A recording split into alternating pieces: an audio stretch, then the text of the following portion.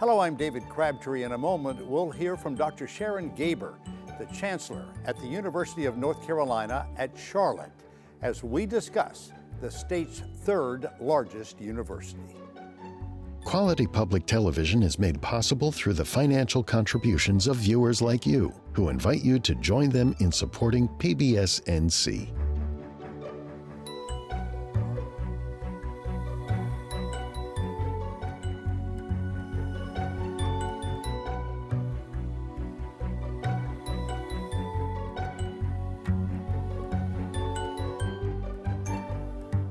We are here on the University of North Carolina, Charlotte, with Chancellor Sharon Gaber. Chancellor, thank you for the hospitality of having us here. Absolutely. Glad to have you here. Thank you. At the time we are taping this, it's just past the beginning of the new academic year. You have a historic enrollment of more than 32,000 students. What do you attribute that success to? Well, I think we're excited, obviously. 32,207. We're thrilled to have that number, and really I think we serve the needs of the growing metropolitan area in Charlotte and Mecklenburg and the surrounding counties. So we think that students are coming from across the state, and we have students from 99 counties in North Carolina. They want to be in the largest city in North Carolina. They want to have the sets of programs that we offer and the relationships with the corporate community that we afford them. So I think we're excited about that, and obviously the word is getting out as students are coming from across the state to be here. We live in such a vast state. When you consider deep western North Carolina all the way to the Outer Banks. And this is a university tucked outside of the metropolitan area. And if you didn't know it was here, you wouldn't know it was here. I agree with you, and I think we have been much more intentional to make sure that we're reaching out to Charlotte, because we're north of Charlotte, and really a lot of the development of the city of Charlotte has gone south. And so we have an uptown location, we have a building uptown, we're doing work there, but we're now making sure we engage with the city, and then we spend a lot of time inviting people to campus. And part of what we said, if you haven't been on campus in 10 years or 20 years, you need to come see who we are now, because the impression of who we might have been no longer exists. People will say to me, oh, it's a commuter school and you're not doing research. And it's like, no, we have strong residential programs. Students come and want to be here and live on campus or in the community around the university, and strong research programs, doctoral programs, master's programs, large undergraduate programs. So we've really changed the narrative of who we are, but we have to be intentional to make sure we're connecting to the city. A couple of times you mentioned the word research, so let's talk about the exciting news that has happened at this university regarding research and the designation of this university. Well, thank you. In February of 2025, we were recategorized as a Research 1 university. That's the highest level of research. Prior to our joining, it was of the publics, UNC Chapel Hill and NC State. Duke is also a Research 1. So there were three. In February, UNC Charlotte and ECU joined in the Research 1 ranks also. And that means that we've hit a critical level of research funding, and we have a number, and there are thresholds that designate this, of doctoral students graduating. So that's the way that they calculate that, and we're excited to have reached that level. Is there a focal point of the research that currently exists, or are you expanding that, and what's at the core? Well, we are, 40% of our students are really STEM students. We have strong work in engineering, strong work in computer science, strong work in all of the sciences, biological sciences. But what we talk about a lot is that our faculty are working a lot of times on applications to help solve modern problems. And I think that's part of the beauty of this institution, because we are so connected with the city and the state and the metro area. We work on real world problems a lot of times. So that's not to say we don't have faculty members who are doing basic fundamental research, but a lot of times it's problem solving for a federal agency or a state agency or a corporate partner. And then we receive the funding associated with that. Your background, you studied, ultimately a PhD in urban development, urban planning. Look at how cities evolve and thrive and survive. You're basically doing that work as head of this university, right? I mean, this is a small city, this campus. It is a small city, yes. So I was a planning professor and sort of grew up as a, going through and getting tenure and all of those sorts of things, became an endowed professor of urban planning, and then became an administrator, department chair, and then worked my way up. So here I am as chancellor, which is exciting. But we do think about, on this campus, we have housing, we have a police force, we have transportation. On our campus, we have a light rail connection that our students all have passes for, and they're able to ride the light rail into Uptown. I mean, so we have to think about, how do we meet all of the needs of this campus community? 32,000 students, another 3,000 plus employees. So it's a small town, which is really nice to think about. And we continue to think about, what are the housing needs, what are the dining needs, what are, food, how do we ensure that their basic needs are taken care of?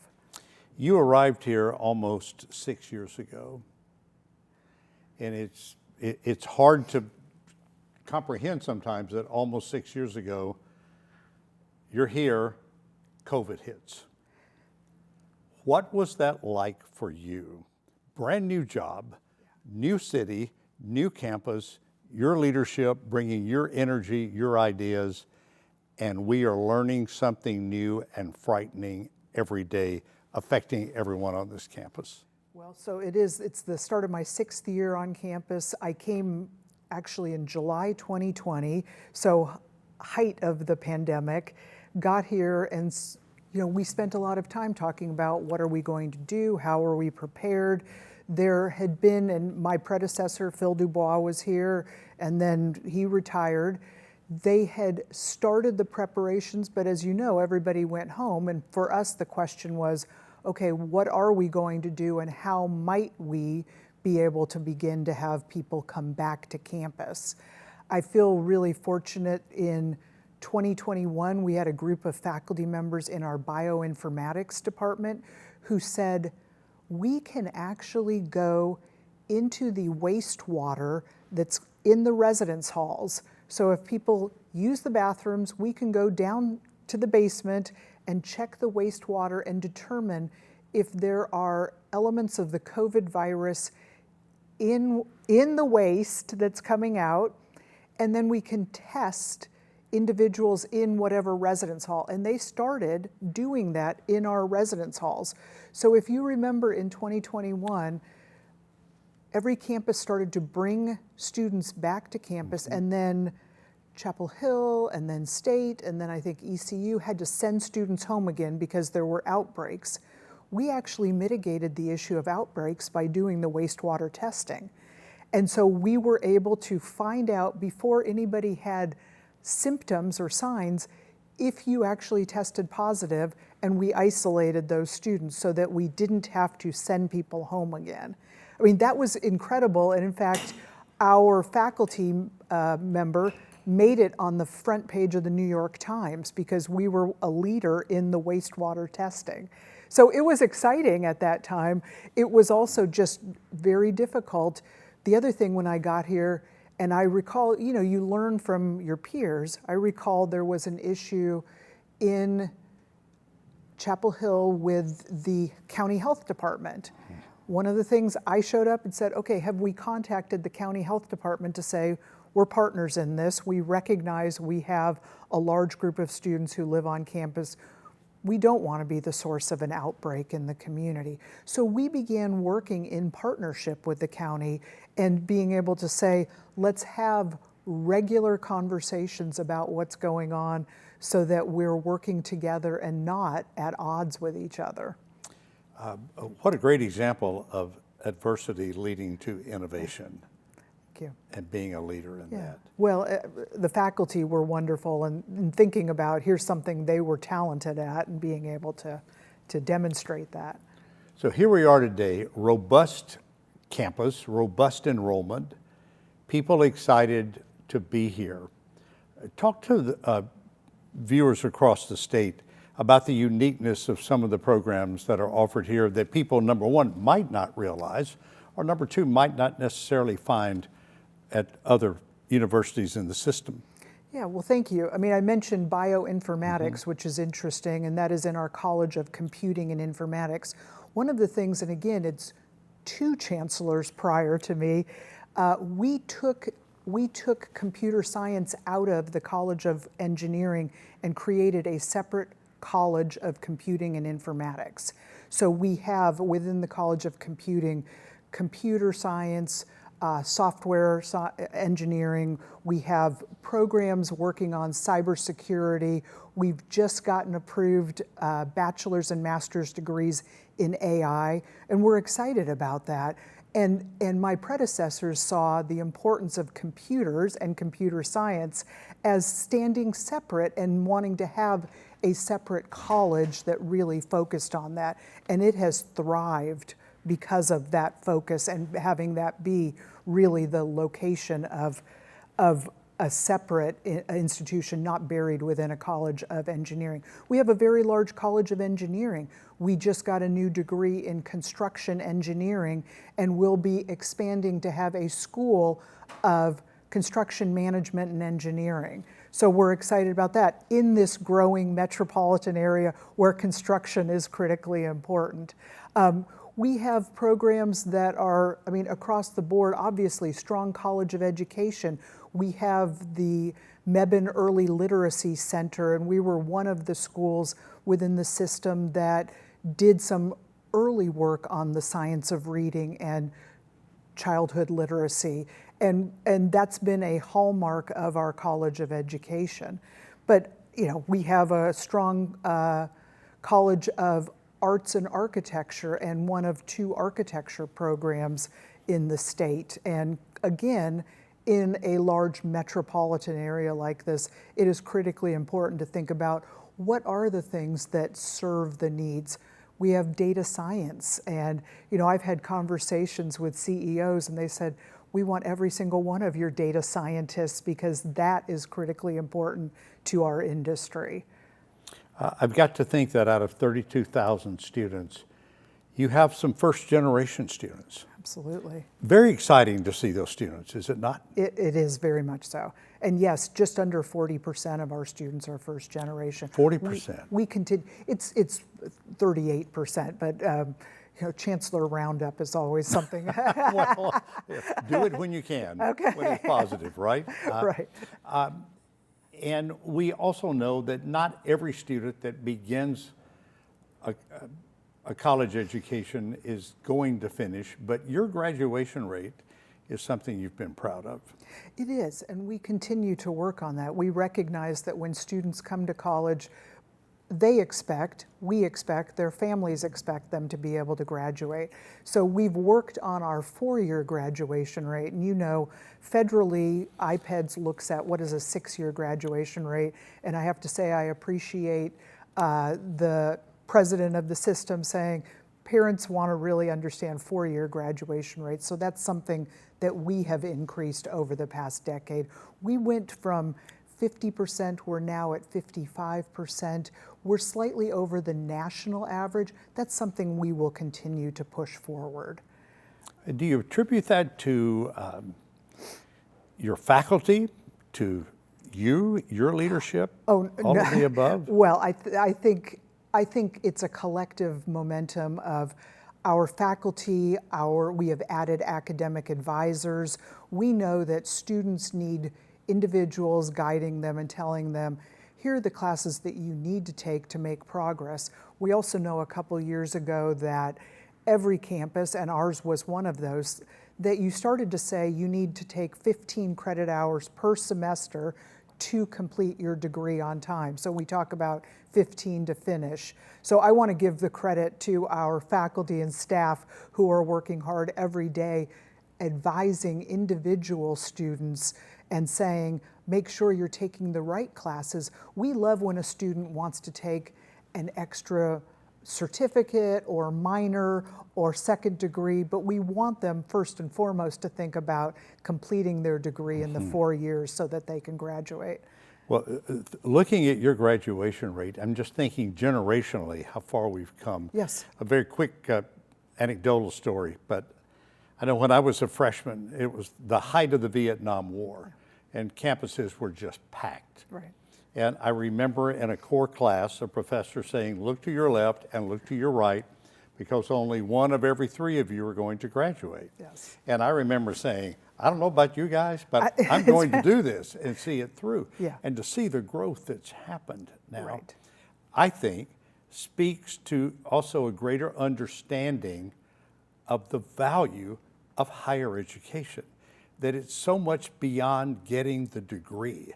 It is getting the life experience of preparing for adulthood. I agree, and you're making sets of relationships with individuals that will stick with you for the rest of your life. We had a nice event on campus a week ago. It was our Athletics Hall of Fame. We had a sitting U.S. congressman come cheer on one of the recipients of the Hall of Fame because that had been his classmate here. And we were excited about that. That's Congressman Richard Hudson. He came to be able to cheer on his fraternity brother from when he was in college, and they are still, still keeping in contact and still rooting each other on. So, universities provide the opportunity to create a set of friends and colleagues, and I think about the number of people who talk about meeting their wife or partner while they're here. It's fantastic, and then it helps individuals. We have just started a program where what we've said this year is any student who wants an internship while they are here, we're going to help make sure they have that, because we want to ensure that they have the opportunity to get some work experience in their chosen area.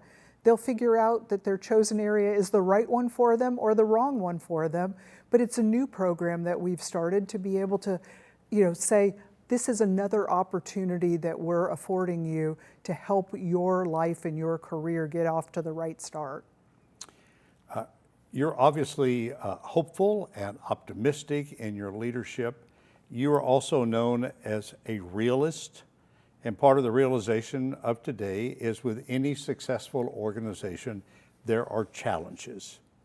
For the challenges of higher education, whether it's research dollars, inflation, safety, whatever it may be, talk to us about the challenges specifically here at UNC Charlotte. Well, it's interesting because I spend a lot of time talking to our campus, both our faculty, staff, students. There are challenges, but I like people to continue to think about the positive aspects of what's going on.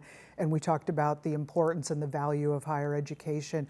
We all pay attention. I think safety and security remains my number one focus. I want to make sure that our students are safe. Before I came here, we all know that in 2019 there was a shooting on campus.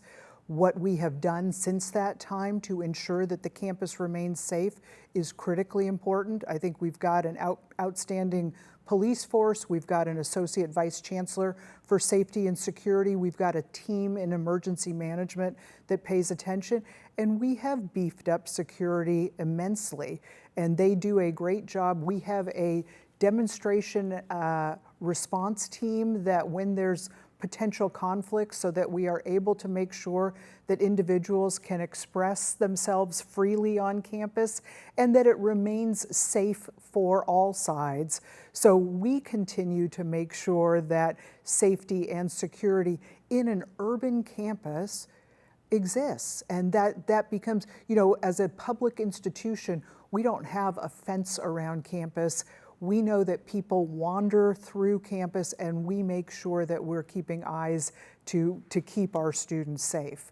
I think questions about what's going on with federal funding for research, we're just trying to continue the momentum that we've made with research, and we know that some faculty are impacted by that. We're trying to assist them in thinking about how is the line of inquiry that you previously were able to get funding on, what might you do or think about that gives you an opportunity to change that slightly and continue your funding, or are there foundations or other entities that might fund your line of inquiry? So we're pivoting a little bit there to see if we can continue to help our faculty be able to get their funding. And what we say is, let's just keep moving forward, because we're not going to change what's happening on the political sphere or preferences in terms of funding, but we can continue to help move things forward. Being able to pivot is critical, isn't it? It is, I think, and I think that our faculty, there have been some who have said, that's really hard. I absolutely understand that, and there are others who have said, well, help me, let's talk through and think about how we might do that. What does that look like? Our Division of Research has worked with individual faculty members to say, this is what it might look like. This is where you might be able to go. And if you were doing this, this is what it might look like today. How large is faculty? What's the number? We've got about 1,200, maybe 1,100 full-time tenure track faculty, and then an additional 500 or plus non-tenure track or lecturers. So I asked this question, I ask of all chancellors, how do you keep them all happy? I'm sure I don't.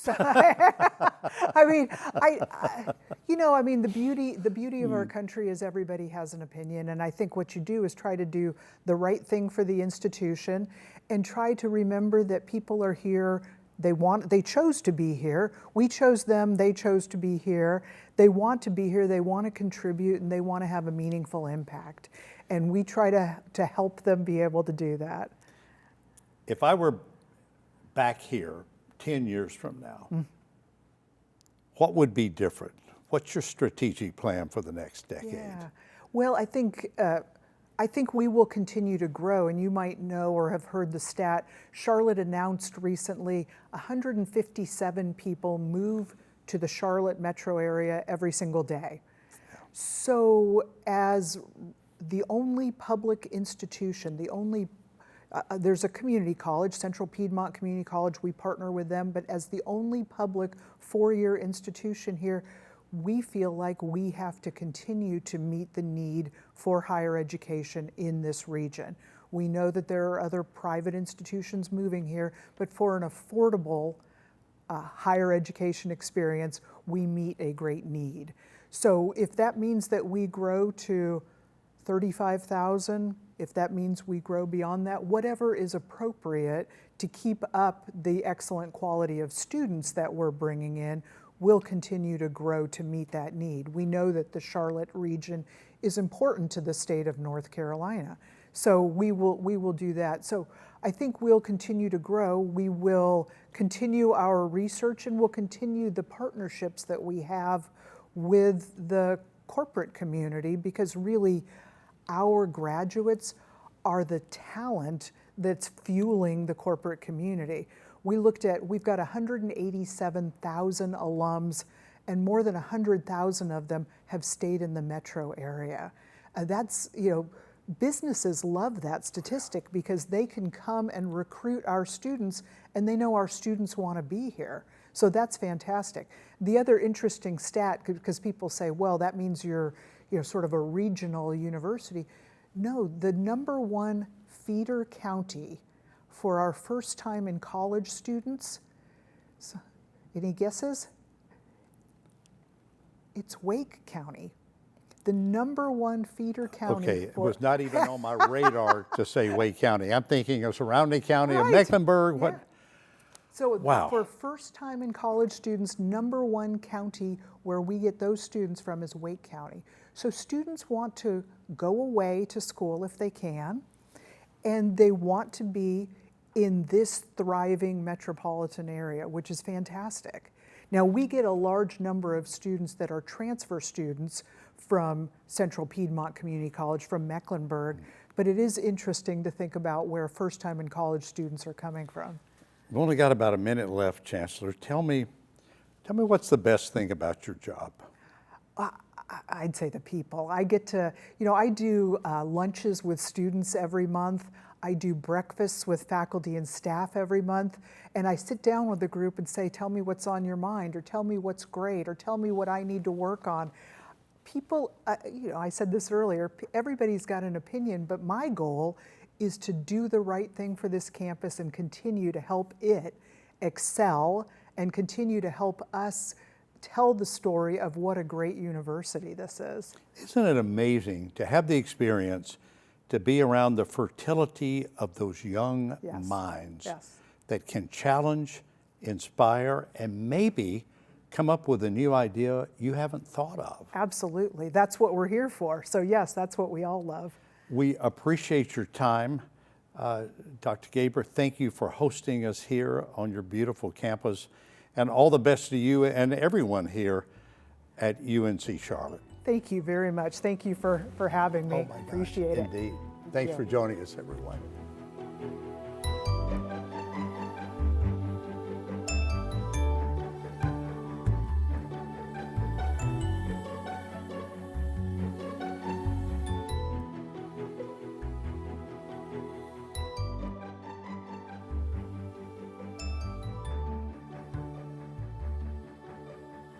Quality public television is made possible through the financial contributions of viewers like you, who invite you to join them in supporting PBS NC.